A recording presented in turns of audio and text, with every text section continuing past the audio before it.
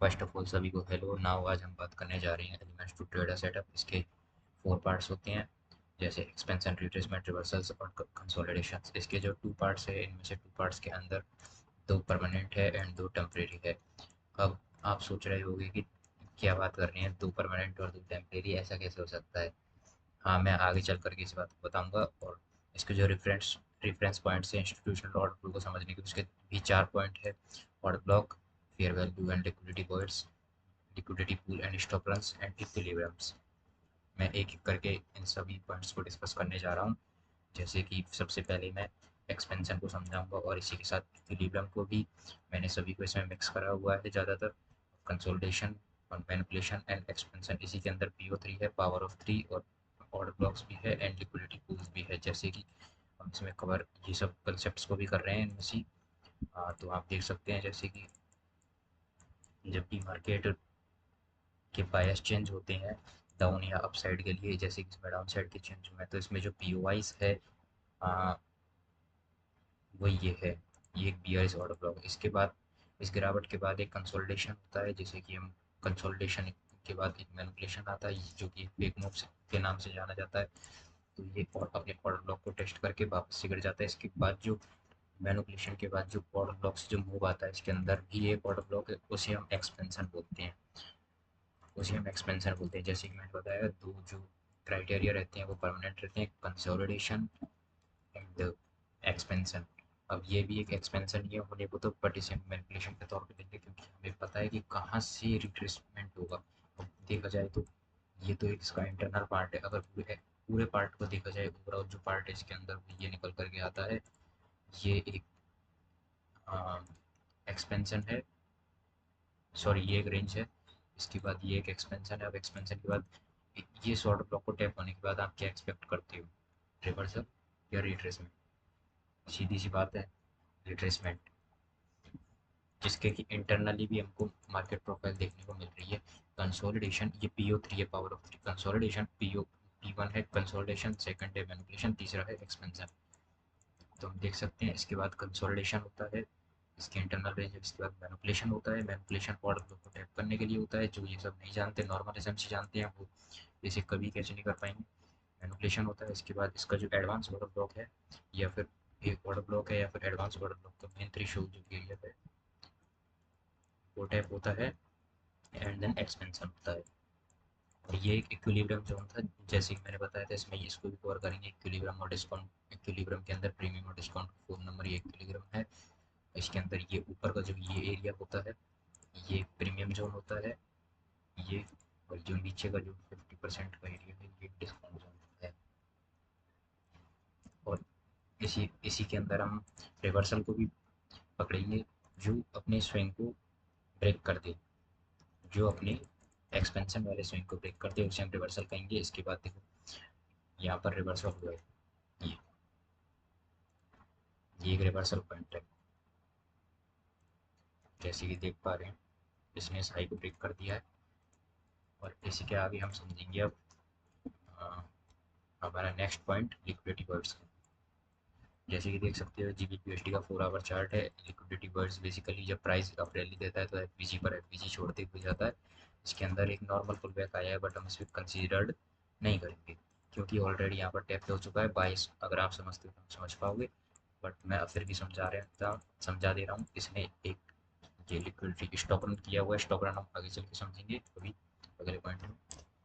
ये हमारा stock run, यानी कि पिछले स्विंग की लिक्विडिटी नहीं है। फिर ये डाउन साइड आता है। फिर यहाँ पर एक ब्रेकर क्रिएट होता है, BSL है ये, बाई साइड लिक्विडिटी है, सेल साइड लिक्विडिटी। तो यहाँ पर अपना ये ब्रेकर क्रिएट हो गया। ब्रेकर के पास एक ओवरलैपिंग FVG है, और ये एक एडवांस ऑर्डर ब्लॉक भी है। जब ओवरलैपिंग होती है तो ये एक बहुत ज़्यादा पावरफुल सेटअप बन जाता है। ये ऑलरेडी टैप्ड था ये ऑर्डर ब्लॉक, तो ये इसको धकेल देता है नीचे की साइड। अब ये पूरे लिक्विडिटी वर्ड्स को कवर करने गया है, जहाँ तक इसका लो रेजिस्टेंस लिक्विडिटी है।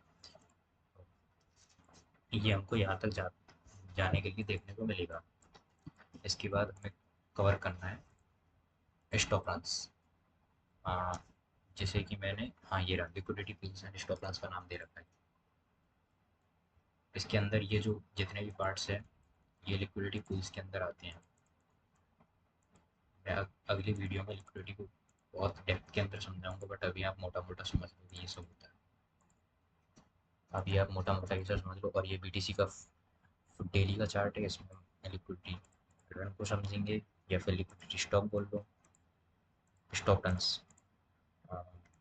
जैसे कि देख सकते हो प्राइस है जो अप्रैल ही देता है, फिर ये अपने इस पॉइंट की लिक्विडिटी लेता है, एंड देन एक मार्केट स्ट्रक्चर शिफ्ट करने के बाद ये इस पॉइंट की भी लिक्विडिटी लेता है, इसके बाद मार्केट स्ट्रक्चर शिफ्ट करने के बाद डाउन साइड आता है, फिर अपने ऊपर के पार्ट की लिक्विडिटी लेता है, एक साइड की स्टॉप रन करने के बाद अगली साइड लिक्विडिटी लेने को भागता है, उसे ही हम रन बोलते हैं।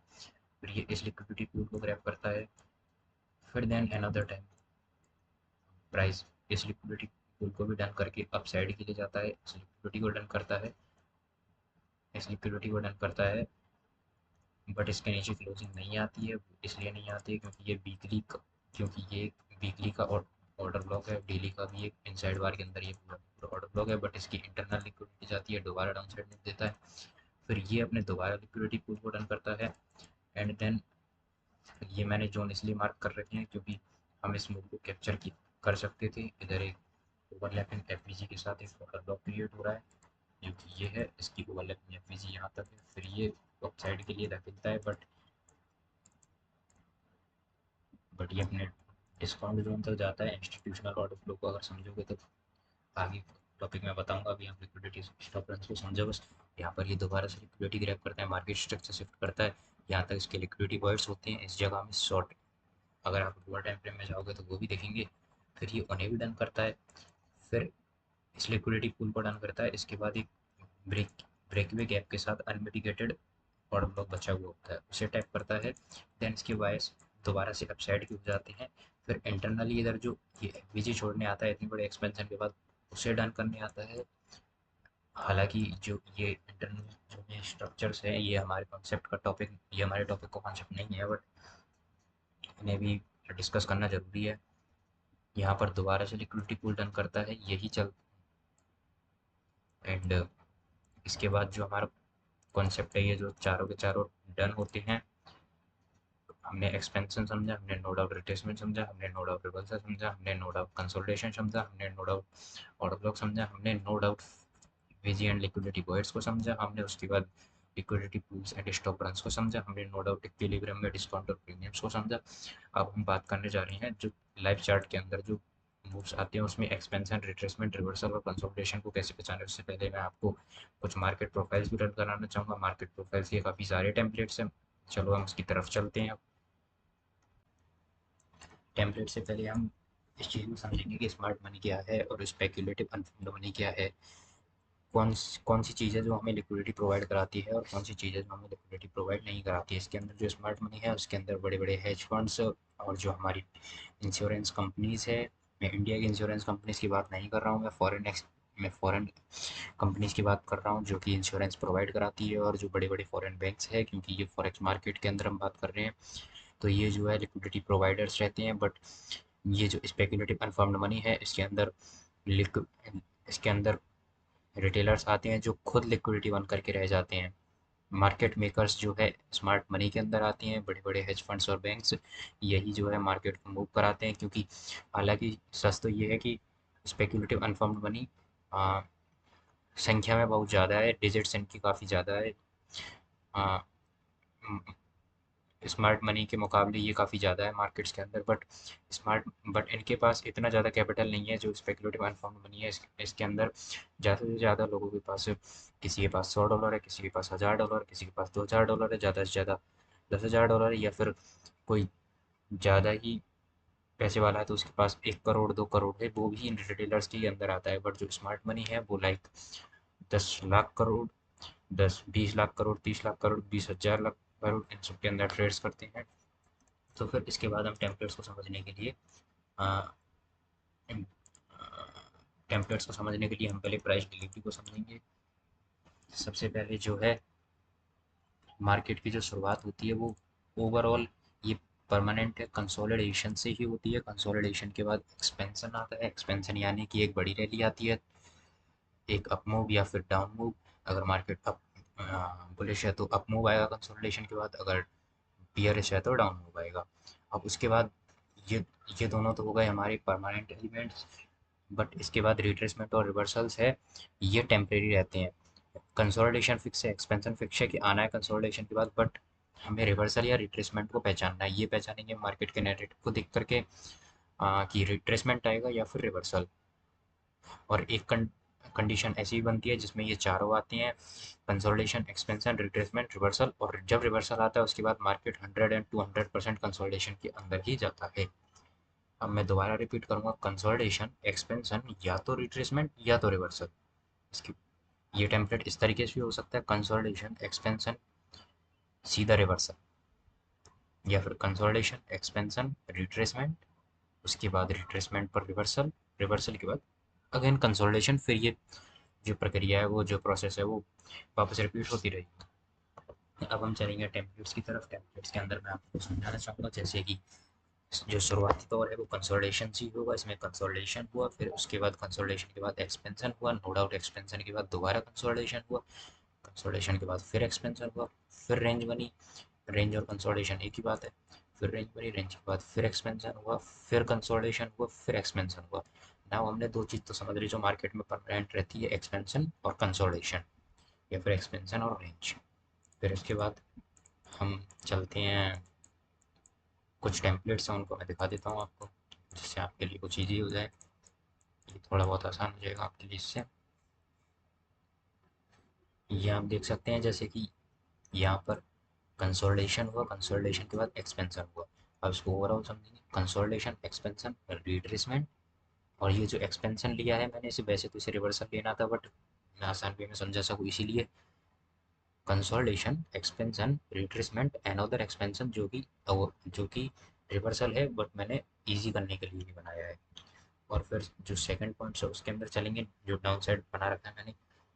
एक चीज़ गौर करो, हर चीज़ की शुरुआत कंसोलिडेशन से ही हो रही है या फिर रेंज से हो रही है। कंसोलिडेशन, इसमें भी फिर एक्सपेंशन, फिर रिवर्सल, कंसोलिडेशन, एक्सपेंशन, रिवर्सल, फिर इसके बाद मार्केट अनदर टाइम कंसोलिडेशन पे चला जाएगा। फिर हम इसके ऊपर कुछ रेयर कंडीशंस को भी समझेंगे, जो कि ये होगी, ये काफ़ी कम देखने को मिलेगी आपको, काफ़ी क्रिटिकल कंडीशन के अंदर। सबसे पहले रेंज, फिर एक्सपेंशन, फिर रेंज, फिर एक्सपेंशन। या फिर इसमें 99% ऐसा होता है कि रेंज, एक्सपेंशन, रेंज, एक्सपेंशन।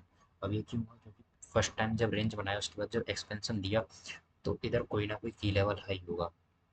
की लेवल हाई, इसको हम समझेंगे आगे जाके। तो ये टर्टल सूप करता है, यानी कि इसके हाई की लिक्विडिटी लेता है, एक तरीके से समझो आप, स्टॉप रन करता है, फिर डाउनवर्ड्स भागता है, एक्सपेंशन डाउनवर्ड्स दे देता है। या तो फिर इधर से रिट्रेसमेंट कर देगा वापस, या तो इसे रिवर्सल कर देगा। तो ये तो हो गया अपना टर्टल सूप। एंड हम मैं कुछ टेम्पलेट्स को समझाना चाहूँगा दोबारा राइट करके। कंसोलिडेशन, ये अपना कंसोलिडेशन, ये एक्सपेंशन, एंड एक्सपेंशन के बाद ये रिट्रेसमेंट, एंड ये रिवर्सल। अब इसके बाद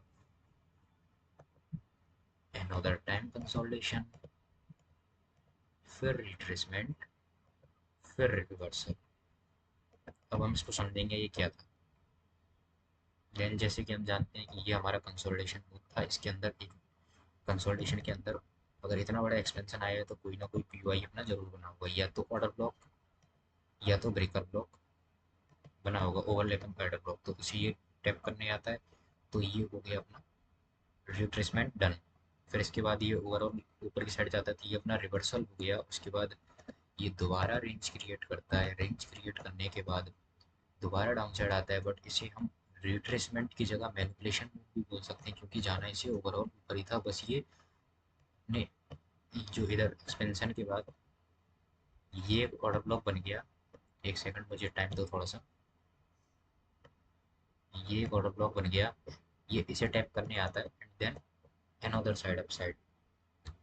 क्यों, क्योंकि ये डाउन साइड इसीलिए आया क्योंकि इसने इसने किसी ने अच्छी लिक्विडिटी को डन किया होगा। अब लोग बाग सोचेंगे, जिन्हें मार्केट प्रोफाइल और टेम्पलेट्स नहीं आता, वो अपना जो टीपी और एसएल है वो कुछ इस प्रकार से बनाएंगे। ये वो सोचेंगे लिक्विडिटी गई है, अब डाउन साइड के लिए हम एंटर हो जाते हैं एंड पूरे लो को टारगेट करेंगे, बट ओवरऑल होगा क्या कि इधर जो पी ओ आई है या पी डी आर एस है उसे टैप करके ही मार्केट ऊपर भाग जाएगा और उनका ब्रेक इवन या एक्सेलरेट हो जाएगा। जो मार्केट प्रोफाइल को समझते हैं उनके साथ, बट ऐसा नहीं होगा। नाउ माफ़ करना, बार बार मुझे वीडियो स्टॉप करनी पड़ रही है क्योंकि टेम्पलेट मुझे खुद से मैनुअली बढ़ाने पड़ रहे हैं। ये मेरे पास बनाए हुए नहीं है, कुछ भी मैं प्री प्लान करके नहीं आता हूँ। ये सब मैंने अभी अभी क्रिएट करे हैं। तो फिर मैं एक चीज़ बताना भूल गया था, आप एक चीज़ गौर कर रहे होंगे कि जितने मैंने टेम्पलेट्स आपको समझाए हैं उसके अंदर मैंने जो भी ड्रॉ करा है कंसोलिडेशन एक्सपेंशन, तो कंसोलिडेशन के बाद एक छोटा सा डाउन साइड घूमने का क्या है। बेसिकली ये है कि देखो इधर है, इधर जब इसे डाउनवर्ड आना था तो रेंज के बाद दोबारा से एक छोटा सा मूव हर साइड, ये है क्या। दोबारा देखो ऊपर की साइड भी रेंज के बाद ये डाउन साइड निकाल दिया, फिर एक्सपेंशन ही क्यों आ गया, फिर ही एक्सपेंशन क्यों हुआ। नाउ अब हम इस चीज़ को थोड़ा सा समझ लेते हैं। इसके लिए मैंने कुछ आपको टेम्पलेट बना करके दिया है।